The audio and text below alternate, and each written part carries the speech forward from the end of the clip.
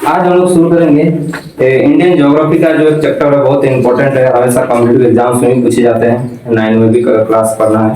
तो वो चैप्टर है भारत, आकार एवं स्थिति। ज्योग्राफी का पहला चैप्टर है भूगोल का। ठीक है, तो आइए जानते हैं हम लोग क्या है भारत का आकार और स्थिति के बारे में। ठीक है, पहला इसमें देखेंगे कि भारत की अगर आकार की बात करें तो भारत का आकार जो है पूरे विश्व में, भारत का आकार अगर देखें तो पूरे विश्व में देखेंगे तो उनकी कई स्थितियों के कारण उसको निर्धारित किया गया है।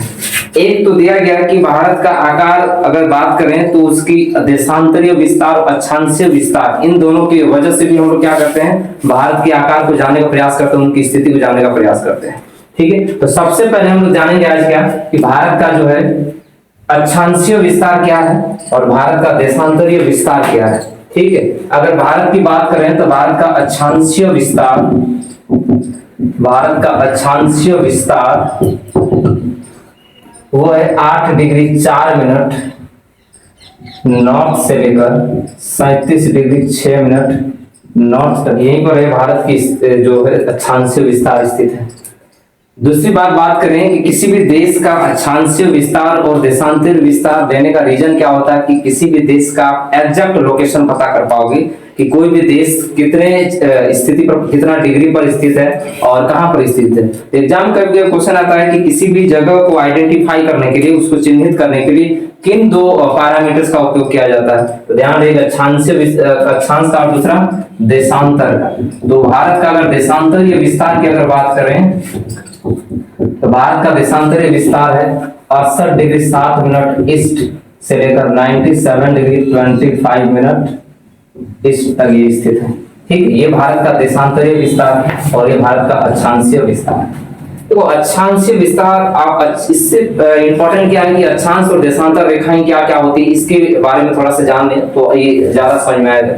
फिर पूरे पृथ्वी को जो है बांटा गया है अक्षांश और देशांतर के आधार पर, और इसमें देखेंगे कि पृथ्वी में देखेंगे कि दो प्रकार की लाइनें होती हैं। एक जो लाइन होती है वो हॉरिजॉन्टल लाइन होती है, दूसरी लाइन जो होती है वो वर्टिकल लाइन होती है, यानी एक क्षैतिज रेखा होती है और एक ऊर्ध्वाधर रेखा होती है। तो पृथ्वी पर जो क्षैतिज रेखा खींची गई है उनको बोला जाता है अक्षांशीय रेखा, और जो ऊर्ध्वाधर रेखाएं खींची गई उनको कहा गया है देशांतरीय रेखा।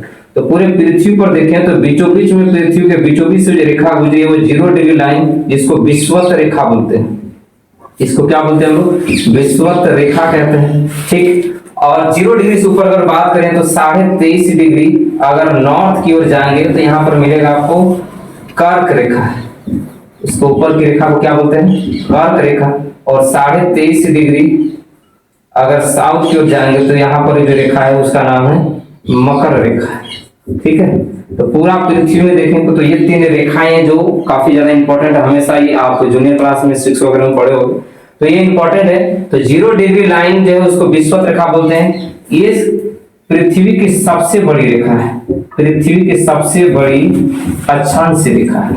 पृथ्वी की सबसे बड़ी अक्षांशीय रेखा अगर पूछा जाए तो उसका आंसर हो जाएगा विषुवत रेखा। इसको ग्रेट सर्कल भी बोलते हैं इंग्लिश में, इसको बोला जाता है ग्रेट सर्कल। ठीक है, मकर रेखा नॉर्थ में, साउथ में जो स्थित है 23.5 डिग्री। ठीक है, और ये जो है सारी अक्षांशीय रेखाएं हैं। ठीक, अब ये बात समान, अब यहाँ देखें कि जो ऊर्ध्वाधर रेखाएं हैं है कि नहीं, इसके आधार पर भी जो है किसी भी जगह का हम लोग लोकेशन को पता कर पाते हैं, और उसी के आधार पर जो है हम लोग भारत का भी लोकेशन देखें। अब भारत का अगर मैप देखोगे आप तो देशांतरीय जो विस्तार है भारत का वो गुजरात से लेकर अरुणाचल तक स्थित है। गुजरात में एक जगह है जिसका नाम है गोहर माता, जो 68 डिग्री 7 मिनट पर स्थित है, जबकि 97 डिग्री 25 मिनट जो ईस्ट है वो स्थित है अरुणाचल प्रदेश में। ठीक है, तो ये दोनों बातें ध्यान में याद रखना है कि कर्क रेखा, विषुवत रेखा और मकर रेखा। ठीक है, इन्हीं तीनों के आधार ये जो है अक्षांशीय रेखा है। आगे बात करेंगे अब हम लोग कि भारत में देखेंगे कि कहां से कहां तक फैला हुआ ये सारा चीज, कि भारत का विस्तार कहां से कहां तक है। ठीक है, तो अक्षांशीय विस्तार, देशांतरीय विस्तार हम लोग समझ गए। आगे हम लोग देखेंगे कि भारत अगर मैप अगर देखें तो इंडिया का मैप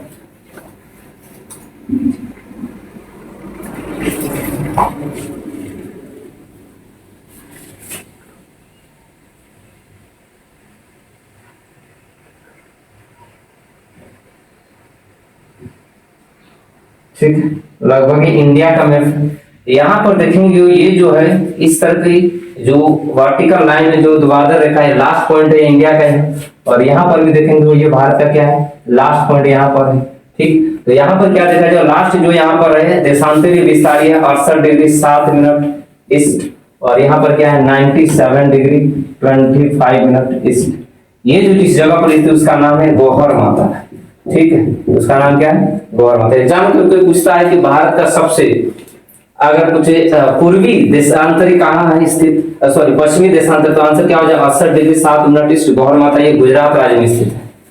ठीक है, ये पूछा सकता है कि गौहर माता कहाँ स्थित है, गुजरात में स्थित है। जबकि अगर पूर्वी देशांतरी विस्तार अगर बात पूछे तो अरुणाचल प्रदेश। ठीक है, और अरुणाचल प्रदेश में भी अगर इस लोकेशन पूछे एड्रेस तो उसका नाम है किबीथू। ठीक है, किबीथू में स्थित है 97 डिग्री 25 मिनट ईस्ट। भारत का अगर बात करें अक्षांशीय विस्तार, जो लास्ट पॉइंट है इंडिया का मेनलैंड का, वो है 8 डिग्री 4 मिनट नॉर्थ, और ये जगह है कन्याकुमारी। और इसका एग्जैक्ट लोकेशन में पूछे तो वो लोकेशन है आपका केप कमोरी। ठीक है, केप कमोरी। ठीक, और यहाँ देखें अगर इसका उत्तरी छोर पर अगर बात करें तो यहाँ पर जो भारत का अक्षांशीय विस्तार वो स्थित है 37 डिग्री 6 मिनट नॉर्थ पर, और ये स्थित है लद्दाख में। ठीक है, और इस जगह पर जहां स्थित है उसका नाम है, उसको बोलते हैं, उस पॉइंट को इंदिरा कोर बोलते हैं। ठीक है, तो पूछा जाएगा भारत का सबसे उत्तरतम बिंदु का नाम बताओ, तो आंसर क्या हो जाएगा, इंदिरा कोर। ये कहाँ स्थित है, लद्दाख में स्थित है 37 डिग्री 6 मिनट पर स्थित। ठीक, लेकिन भारत यहीं तक नहीं फैला हुआ है। भारत का विस्तार जो है देखेंगे तो वाटर बॉडी पर भी है, क्योंकि देखोगे इंडियन मैप में है तो यहाँ पर देखने को मिलेगा कि यहाँ पर भारत का एक केंद्र शासित प्रदेश है जिसका नाम है अंडमान निकोबार द्वीप समूह, जो भारत का यहाँ तक भी इलाका है। तो यहाँ पर देखो भारत का लास्ट जो पॉइंट है ये 6 डिग्री 4 मिनट ईस्ट पर स्थित है, और यहाँ पर जो जगह है इस लास्ट पॉइंट इंडिया का कहा जाता है। इसी बोले तो भारत का दक्षिणतम बिंदु का नाम बताइए, तो उसका नाम क्या है, इंदिरा पॉइंट। भारत का दक्षिणतम बिंदु, भारत का दक्षिणतम बिंदु, इसका नाम है इंदिरा पॉइंट, और ये स्थित है, इसको इंदिरा बिंदु बोलते हैं या इंदिरा पॉइंट। ये स्थित है ग्रेट निकोबार में। ठीक है, ये कहाँ स्थित है, ग्रेट निकोबार। इंदिरा पॉइंट का पुराना नाम है पिगमेलियन बिंदु, पिगमेलियन बिंदु भी कहते हैं इसका। ठीक है, ये भी आप ध्यान रखो। ठीक, इंदिरा पॉइंट जो है, इंदिरा बिंदु जो है 2004 में सुनामी के कारण डूब गया था। ठीक, एग्जाम में भी आ सकता है कि इंदिरा बिंदु कब सबमर्ज हो गया था, डूब गया था। ध्यान रहे, उसका आंसर क्या हो जाए 2004। 2004 में इंदिरा बिंदु क्या हो गया था, वो डूब गया था, सबमर्ज हो गया था। ठीक है, ध्यान दीजिए। एक बात यहाँ क्वेश्चन कभी फंसा देता है एग्जामिनर, पूछता है कि भारत का मुख्य बिंदु का दक्षिण पॉइंट बिंदु कौन सा है, या पूछा सकता है कि भारत का दक्षिणी बिंदु, तब आंसर क्या होगा, केप कमोरी। पूछा दक्षिणतम बिंदु भारत का, तब बताना है आपको इंदिरा बिंदु। ठीक है, ये बात ध्यान रहे। आगे देखो, अगर बात करें उत्तर से दक्षिण तक की जो लेंथ है वो है 3214 किलोमीटर। ठीक, जबकि अगर बात करें पूरब से पश्चिम का जो लंबाई है वो है 2933 किलोमीटर। दोनों बातें आप ध्यान में रखोगे।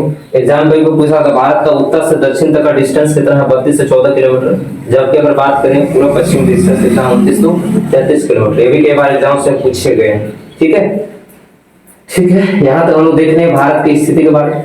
अब देखेंगे भारत का जो ज्योग्राफिकल एरिया, भौगोलिक क्षेत्रफल कितना है। एक ऑब्जेक्टिव क्वेश्चन कई बार पूछता है, तो भारत का जो भौगोलिक क्षेत्रफल है, भारत का भौगोलिक क्षेत्रफल, भारत का भौगोलिक क्षेत्रफल कितना है, एग्जाम क्वेश्चन पूछा जाए तो ये 3.28 मिलियन स्क्वायर किलोमीटर का पूछ लेता है, मिलियन वर्ग किलोमीटर। या तो अगर पूछा जाए 32,87,263 वर्ग किलोमीटर, ये है एग्जैक्ट डाटा। ये बात ध्यान रखो। पूछा जाए भारत का कुल भौगोलिक क्षेत्रफल कितना है, तो 32,87,263 वर्ग किलोमीटर। ये है भारत का पूरा। अगर 3.28 मिलियन में पूछे तो इतना होगा 3.28 मिलियन। कभी कभी इसको एग्जामिनर फंसाने के लिए 32 लाख भी लेता है, 32.8 किलोमीटर भी, लाख किलोमीटर भी बोलता है, तो इसको भी आप याद रख सकते हो, ठीक है। 32.8 लाख किलोमीटर इसका, ये भी तीनों डाटा याद रखना है। कभी भी एग्जाम कोई भी डाटा आपको ऑप्शन में डाल सकता है, तो गड़बड़ाना नहीं होगा, ठीक है। तो भारत का भौगोलिक क्षेत्रफल जान लीजिए। अगर बात करें पूरे विश्व में भारत का जो स्थिति है, पूरे विश्व में अगर भारत को अगर एरिया वाइज देखें तो भारत का एरिया 7 नंबर पर आता है। नंबर 1 पर जो आता है वो सारा हम डिस्कशन करेंगे अभी, नंबर 1, 2, 3 सारे क्रमशः हम देखेंगे। तो आगे हम लोग देखने जा रहे हैं जो पूरे विश्व में भारत की स्थिति क्या है।